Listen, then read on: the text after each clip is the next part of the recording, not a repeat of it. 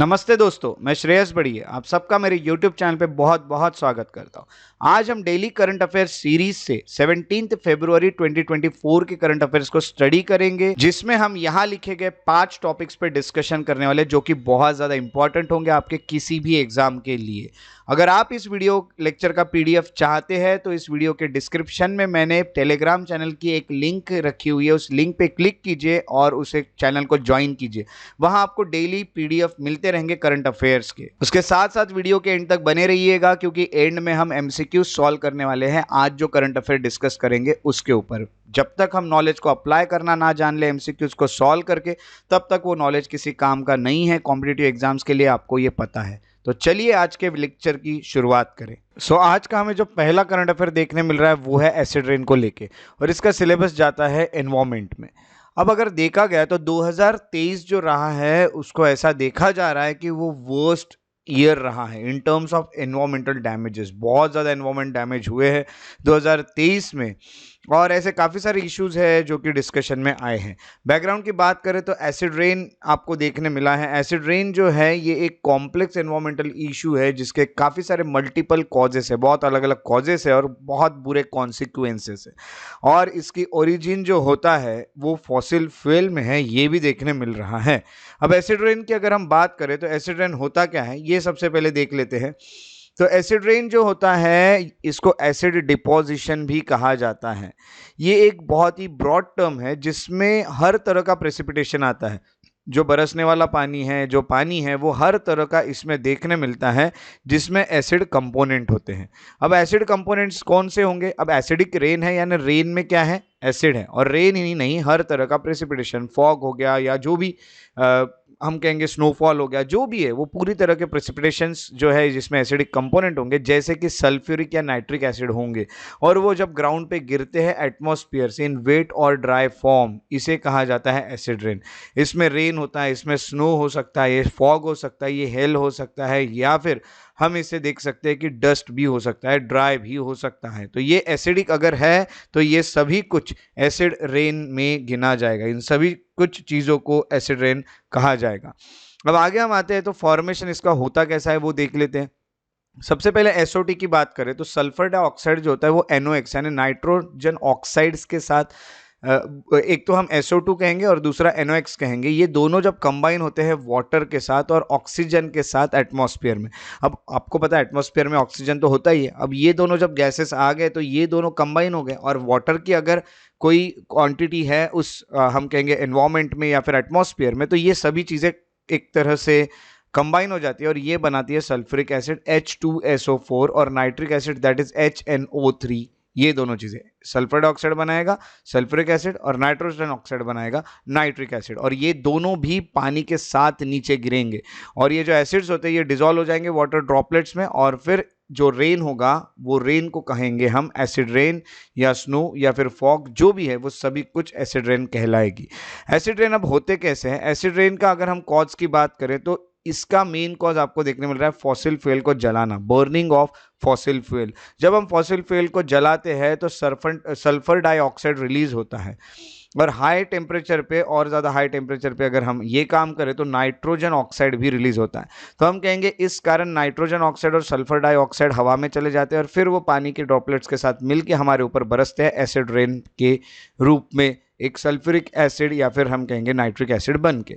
Fossil fuel combustion जो है ये भी बहुत खतरनाक चीज़ है। यानी हमारे जो व्हीकल्स होते हैं, व्हीकल में जैसे हम कहेंगे कि जब आप गाड़ी चला रहे हो तो फिर कंबशन होता है, इनकम्प्लीट बर्निंग होती है इनकी, और कंबशन जो होगा ये गाड़ियों से निकलने वाले में भी यही सब आपको देखने मिलेगा, और कोल से निकलने वाले जो है पावर प्लांट से या इंडस्ट्रियल प्रोसेस से, वहाँ से भी ये गैसेस रिलीज होती है और उस कारण भी आपको एसिड रेन देखने मिलता है। अगला है वोल्केनिक इरप्शन, काफ़ी नॉर्मल है। वोल्केनिक इरप्शन से भी ये गैसेस निकलती है, या फिर लाइटनिंग जो होती है, जब बिजली गिरती है तभी ये गैसेस रिलीज होती है, सल्फर डाइऑक्साइड और नाइट्रोजन ऑक्साइड, इससे भी एसिड रेन हो सकता है। एटमॉस्फेयर में बात करें तो जो SO2 है और जो NOx है वो केमिकल रिएक्शन करते हैं जैसा आपने देखा, और केमिकल रिएक्शन के चलते सल्फ्यूरिक एसिड और नाइट्रिक एसिड बन जाते हैं in presence of oxygen and water droplet, ये काम कर लेते हैं।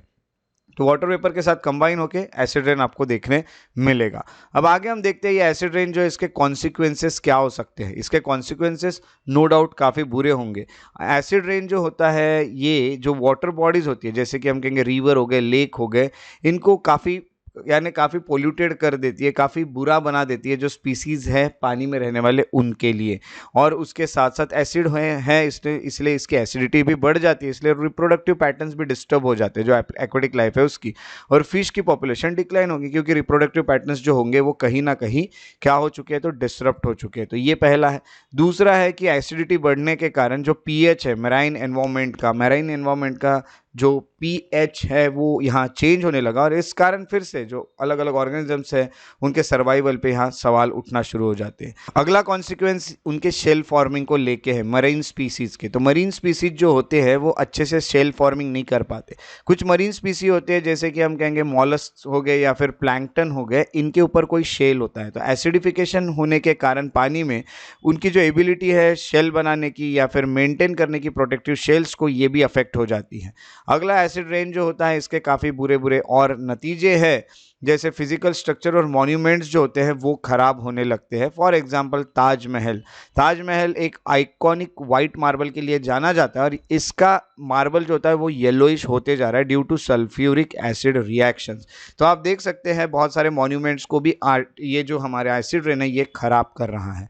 तो इस तरह से एसिड रेन न्यूज़ में रहा, और इसका जो सोर्स था वो था EPA, जिसको हम कहते हैं एनवायरमेंटल प्रोटेक्शन एक्ट। दूसरा जो हमें करंट अफेयर देखने मिल रहा है वो है विंडफॉल टैक्स को लेकर, और इसका सिलेबस जाता है इकोनॉमी में। जो इंडियन गवर्नमेंट होती है उन्होंने अनाउंस किया है कि स्लाइटली बढ़ाया जाएगा विंडफॉल टैक्स को।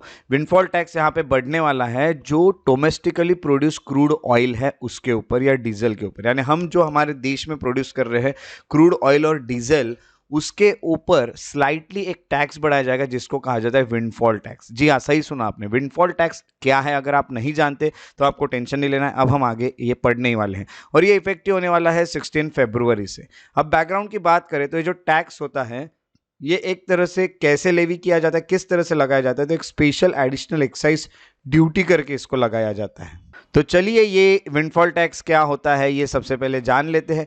विंडफॉल टैक्स जो होता है एक हायर टैक्स रेट होता है, ठीक है। नॉर्मली जो गवर्नमेंट टैक्सेस कलेक्ट करती है उससे थोड़ा ज़्यादा टैक्स कलेक्ट किया जाता है जिसको विंडफॉल टैक्स कहा जाता है।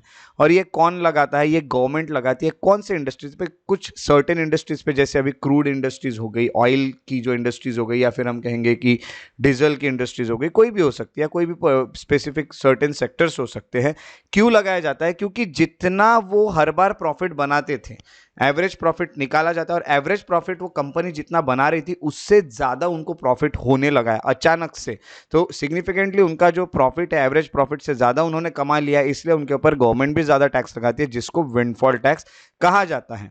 ये क्यों अचानक से ऐसा हो गया कि उनके प्रॉफिट अचानक से बढ़ गए? ये इसीलिए हुआ क्योंकि कुछ अनएक्सपेक्टेड इवेंट होते हैं। कभी कुछ हो जाता है जिस कारण हम कहेंगे कि कभी किसी देश ने किसी पे अटैक कर लिया, कभी किसी देश के बीच में कुछ साइन हो गया, कुछ भी हो सकता है, या कहीं पे कोई भी इवेंट हो गया, अनएक्सपेक्टेड इवेंट था, या मार्केट कंडीशन में बहुत ज़्यादा अचानक से रेट बढ़ गए और आपको अचानक से बहुत सारा प्रॉफिट हो गया। ऐसा अगर हो जाता है तो गवर्नमेंट भी आपके ऊपर ज़्यादा टैक्स लगा के ज़्यादा प्रॉफिट लेगी। इसको विंडफॉल टैक्स कहा जाता है। Windfall tax regular income tax से काफ़ी डिफरेंट है, और आपको ये पता भी चल रहा है। ये अप्लाई किया जाता है only to the profit that exceed a certain threshold, यानी एक परसेंटेज होता है प्रॉफिट का कि भाई आप ऑन एन एवरेज इतना प्रॉफिट कमाते हो। अगर उस थ्रेशोल्ड को आप पार कर जाते हो, अगर उस लिमिट को आप पार कर जाते हो, यानी जितना आप कमाते हो उस लिमिट को, तो आपको मिलेगा आपको भरना पड़ेगा एक्स्ट्रा का टैक्स जिसे कहा जाता है विंडफॉल टैक्स। और ये लिमिटेड पीरियड ऑफ टाइम के लिए ही लिया जाता है। देखिए, जब तक मुझे हाई प्रॉफिट हो रहा है तब तक ही मैं पे करूंगा ना। अगर मैं कोई कंपनी हूं तो मैं क्यों एक्स्ट्रा का हर बार पे करता रहूंगा? तो इंडिया ने पहली बार विंडफॉल प्रॉफिट टैक्सेस जो होते हैं वो 1 जुलाई 2022 को यानी हम कहेंगे कि इम्पोज किए थे। उसी के साथ साथ इंडिया ने भी बाकी जो नेशंस होते हैं जो ये इस तरह के टैक्स लगाते हैं उनको ज्वाइन कर लिया है। ऐसे टैक्सेस लगाने वाले काफ़ी सारे नेशंस हैं पूरे वर्ल्ड में, और हम कहेंगे कि एक गवर्नमेंट की स्ट्रेटेजी है जिससे एनर्जी सेक्टर को कैपिटलाइज किया जा सकता है, यानी एनर्जी सेक्टर के जो प्रॉफिट होते हैं उससे भी कमाई की जा सकती है, क्योंकि ग्लोबल अनसर्टेनिटीज है। कभी कभी ग्लोबल लेवल पे अचानक से कोई इवेंट हो जाता है जिससे इनके प्रॉफिट बहुत ज़्यादा बढ़ जाते हैं। तो ये जो टैक्सेस होते हैं इनको रिव्यू किया जाता है एवरी फोर्टनाइट, यानी याद रखिएगा 2 हफ्ते का एक टाइम होता है।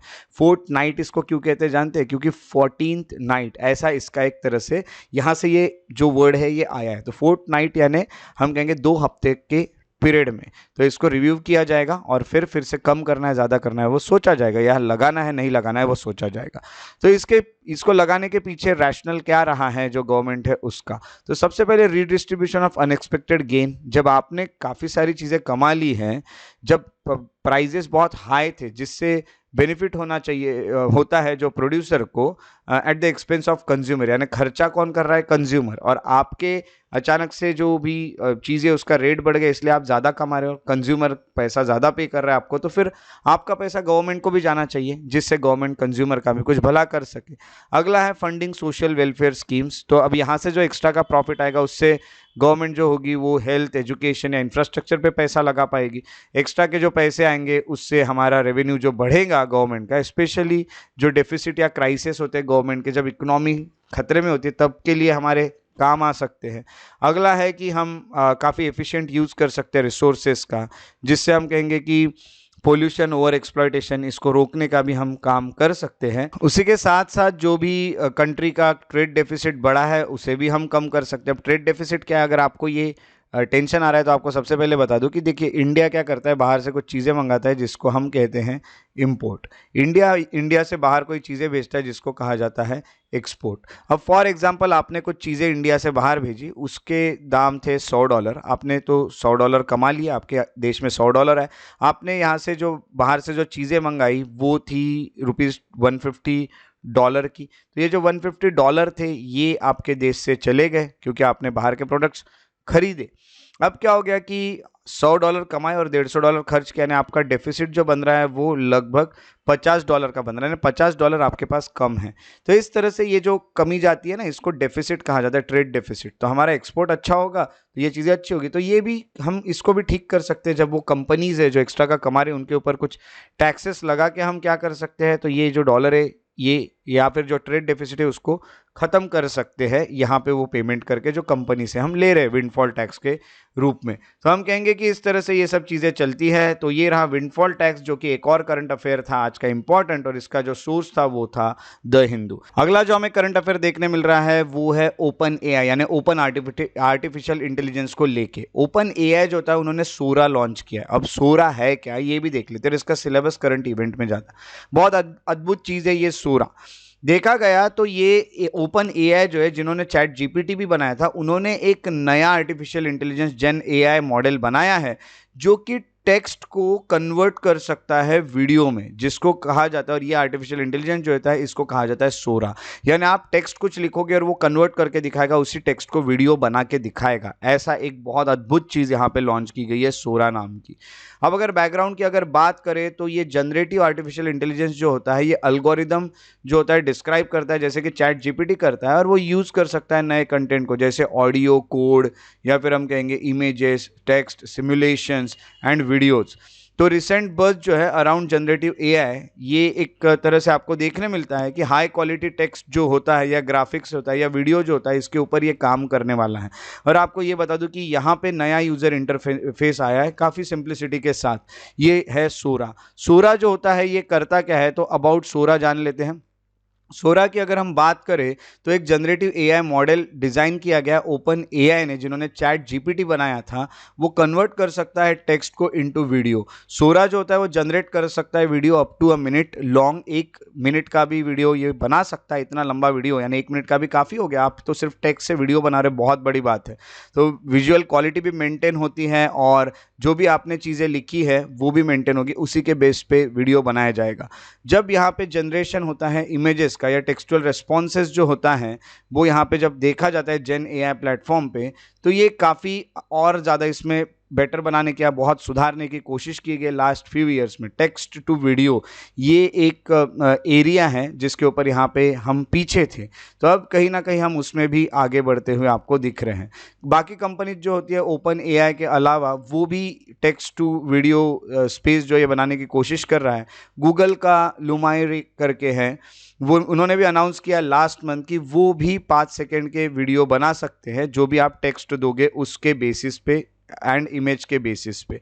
बाकी कंपनीज है जैसे रनवे हो गया, पीका हो गया, उन्होंने भी ये बताया कि हम भी टेक्स्ट टू वीडियो जो है मॉडल वो हमारा खुद का बनाने वाले हैं। तो यहाँ जब भी ओपन एआई काम करेगा तो ओपन एआई ने ये कहा है, यानी जब सोरा काम करेगा तो ओपन एआई ने ये कहा है कि काफ़ी सेफ्टी स्टेप्स ली जाएगी, यानी हम कहेंगे जो भी प्रोडक्ट्स है उसके ऊपर कहीं ना कहीं सेफ्टी स्टेप्स ली जाएगी। इसके साथ जिनके साथ हम काम करेंगे उनको रेड टीमर्स कहेंगे, जो कि डोमेन एक्सपर्ट्स रहेंगे। वो ये हमेशा चेक करते रहेंगे कोई मिस इन्फॉर्मेशन तो नहीं जा रही, कोई हेटफुल कंटेंट तो नहीं जा रहा है, कहीं बायसनेस तो नहीं है। तो ये हमेशा हम कहेंगे कि टेस्ट करते रहेंगे जो मॉडल है उसको। तो सोरा जो है वो काफ़ी सेफ्टी जो है सेफ्टी स्टेप्स उसी के साथ यहाँ पे लाया गया है।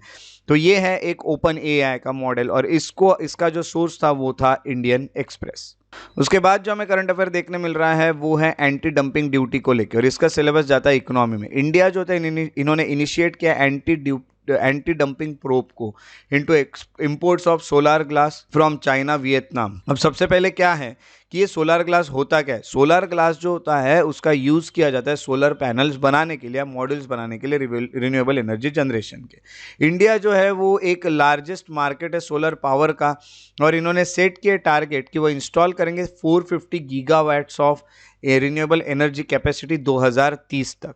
अब ये एंटी डंपिंग ड्यूटी है क्या, ये सबसे पहले जानना होगा आपको। ये जो ऊपर लिखा है ना कंटेक्स्ट में, वो चीज़ें अब अच्छे से समझ में आएगी जब आप एंटी डंपिंग ड्यूटी समझ लोगे। एंटी डंपिंग ड्यूटी एक टैरिफ होता है जो इम्पोज करती है गवर्नमेंट किस चीज़ पे? जो इम्पोर्टेड गुड्स है that are sold at price lower than their normal value in exporting country. यानी क्या है कि जो कंट्री आपको भेज रही है, फॉर एग्जांपल ले लेते हैं एक ए नाम की कंट्री, एक बी नाम की कंट्री है। ए नाम की कंट्री बी नाम के कंट्री में जब कोई भी गुड्स भेज रही है, यानी बी नाम के कंट्री में इंपोर्ट हो रहा है और ए नाम के कंट्री से वो एक्सपोर्ट हो रहा है, जब ये यहाँ से यहाँ जा रहा है और अगर ये ए नाम की कंट्री इस जो ये प्रोडक्ट भेज रहे हैं उसको बी नाम के कंट्री में सस्ता बेच रही है, यानी नॉर्मल जो उसके प्राइस थे उससे लोअर प्राइस में बी नाम के देश में बेच रही है, जो लोअर किस प्राइस से थे, जिसको वो जो प्राइस में वो अपने देश में बेचता था। तो ऐसे वक्त गवर्नमेंट क्या करती है, उसके ऊपर एंटी डंपिंग ड्यूटी लगाती है, ठीक है, जिससे इसके प्रोडक्ट जो होते हैं प्राइस जो होते हैं नॉर्मल हो जाए। नहीं तो हमारे यहाँ के प्रोडक्ट्स को तो वो खत्म कर देगा ना,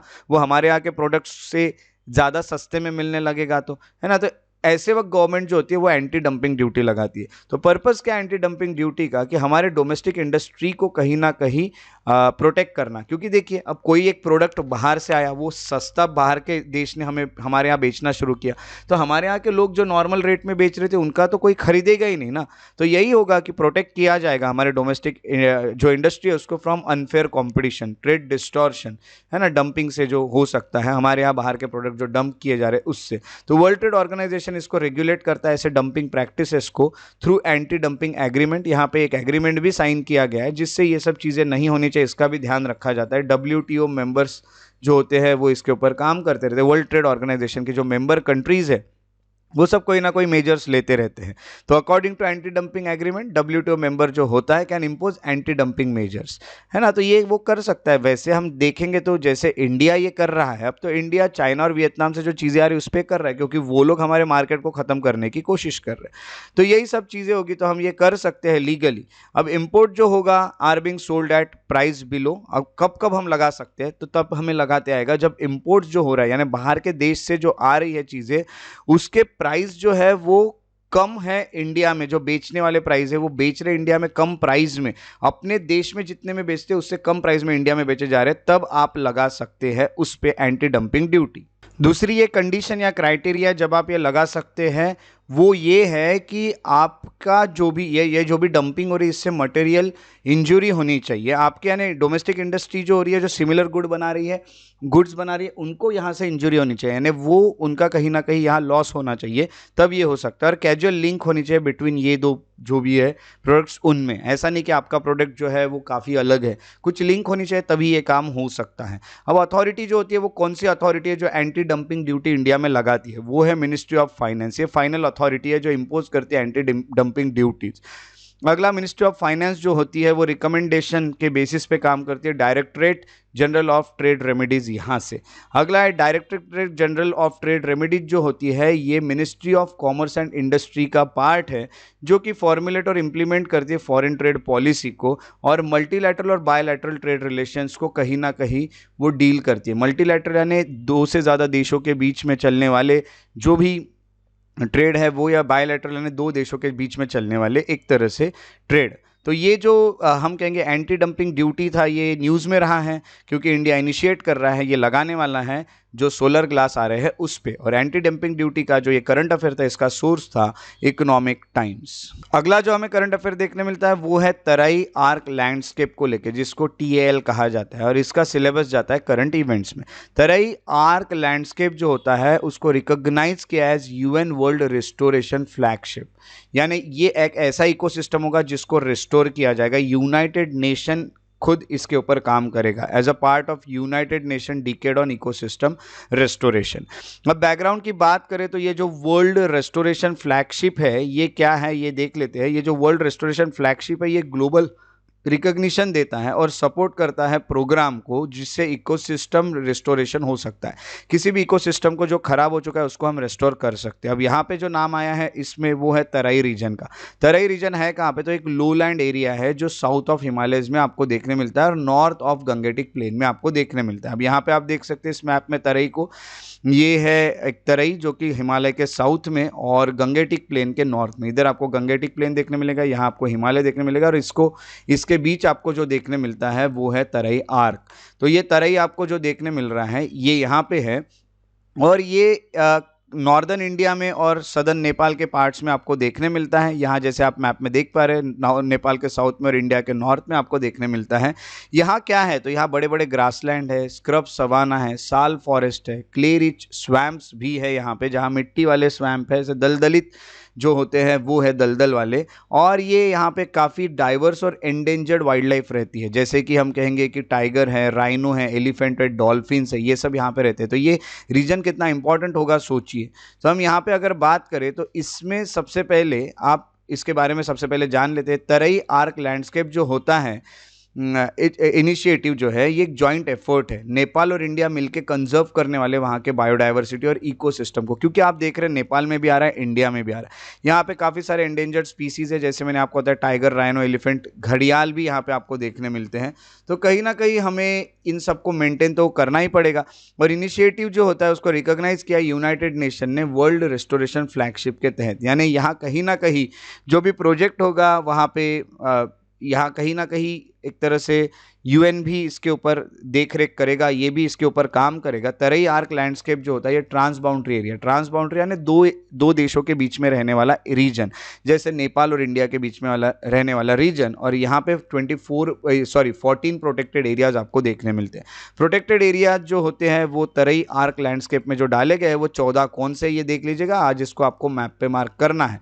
मैप पे मार्क करने के बाद ही हर चीज़ याद रहती है, ये याद रखिएगा। तो पहला आता है परसा नेशनल पार्क नेपाल में, चितवन नेशनल पार्क नेपाल में, Banke national park Nepal, Bardiya national park Nepal, blackbuck conservation area Nepal, Shuklaphanta wildlife reserve Nepal, Valmiki national park India, Sohelwa wildlife sanctuary India, Katarniaghat wildlife sanctuary India, Dudhwa national park India, Kishanpur wildlife sanctuary India, Jim Corbett national park India, Rajaji national park India, Pilibhit tiger reserve India. तो इतने सारे आपको देखने मिलते हैं। तो ये जो तराई है इसके ऊपर क्वेश्चन बिल्कुल बन सकता है और इनमें से किसी भी नेशनल पार्क के ऊपर क्वेश्चन आ सकता है। तो इसकी बॉर्डर देख के रखिएगा, इंडिया में किस स्टेट में है ये भी देख के रखिएगा। यहाँ जो इंडिया लिखा हुआ है वो कौन से स्टेट में है, ये जितने भी प्रोटेक्टेड एरियाज है वो देख के रखिएगा। तो ये एक और करंट अफेयर था जो कि काफ़ी इंपॉर्टेंट था, तराई आर्क लैंडस्केप, और इसका सोर्स था मोंगा बे। उसके बाद हम चलते हैं हमारे अगले पोर्शन पे, वो है प्रैक्टिस एमसीक्यूज। प्रैक्टिस एमसीक्यूज हमारे वीडियो का जो अगला पार्ट है वो है। एमसीक्यूज को प्रैक्टिस करना बहुत ज़रूरी है, सिर्फ पढ़ने से कुछ नहीं होता है। एमसीक्यूज जब तक सॉल्व नहीं करोगे तब तक कुछ हम कहेंगे नॉलेज अप्लाई करना नहीं होगा। तो with reference to windfall tax पहला क्वेश्चन है, आपको नीचे दिए गए स्टेटमेंट को देखना है। It is higher tax levied by government on certain industries and और sectors that experience significantly above average profit due to unexpected market condition. Second, India hasn't imposed any form of windfall tax on any sector और industry yet. कितने statement यहाँ दिए गए correct है? पहला है only one, second two only, three both one and two, and fourth neither one nor two. आपको ये जो क्वेश्चन है इसके आंसर्स कमेंट सेक्शन में लिखने हैं। उसके बाद हम आगे चलते हैं तो हमें सेकंड क्वेश्चन देखने मिलता है तराई आर्क लैंडस्केप को लेके। Terai arc landscape is one among the world restoration flagship selected as a part of United Nation decade on ecosystem restoration. Which of the following protected area is not a part of it? First is Valmiki national park, second is Dudhwa national park, third is Corbett national park and fourth is Mukundra national park. तीसरे question की ओर बढ़ते हैं और तीसरा जो question है वो है consider the following statement. Anti dumping duty is a tariff impose by government on imported goods that are sold at lower prices than their normal values in exporting countries. Second is United Nation conference on trade and development regulates dumping practices through the anti dumping agreement. Third is ministry of commerce and industry has the final authority to impose anti dumping duty in India. जितने भी ऊपर statement दिए उसमें से कौन से correct नहीं है ये बताना है। Only one, only two, all three, none. ये आपको इसके भी आंसर कमेंट सेक्शन में लिखना है। अब बारी है कल डिस्कस किए हुए एमसीक्यूज के आंसर देखने की। तो कल हमने जो एमसीक्यूज डिस्कस किए थे उसके क्वेश्चन नंबर 1 का आंसर था सी और क्वेश्चन नंबर 2 का आंसर था ए। अगर आपको मेरे वीडियोस पसंद आते तो उन्हें लाइक जरूर करें, शेयर करें और मेरे यूट्यूब चैनल को सब्सक्राइब करके बेल आइकॉन को प्रेस करना ना भूलें ताकि आने वाले वीडियोस के नोटिफिकेशन आपको रेगुलरली मिलते रहे। अगर आप और अपडेट्स चाहते हैं तो आप फेसबुक पेजेस जो है मेरे उनको भी फॉलो और लाइक कर सकते हैं, श्रेयस बढ़िया इंटरप्रिटेशन। अगर आप मुझसे कोई भी क्वेश्चन पूछना चाहते हैं, कोई भी डाउट पूछना चाहते हैं तो आप मुझे डायरेक्ट मैसेज के थ्रू इंस्टाग्राम पे भी पूछ सकते हैं। मुझे फॉलो कीजिए श्रेयस बढ़िया द पीस लवर पर, आपको आपके सवालों के जवाब भी मिलते रहेंगे। उसी के साथ साथ अगर आप मुझे मेल करना चाहे तो shreyasbadi@gmail.com पे आप मुझे मेल भी कर सकते हैं। और अगर आप और भी इंफॉर्मेटिव वीडियो चाहते हैं तो आप मेरे एकेडमी श्रेयस IAS एकेडमी के जो अकाउंट है इंस्टाग्राम पे और फेसबुक पे वहां भी उसे फॉलो करके मुझे सपोर्ट दिखा सकते हैं। मेरे साथ इस वीडियो में बने रहने के लिए बहुत बहुत शुक्रिया। Thank you so much for being here. Take care and have a very good day.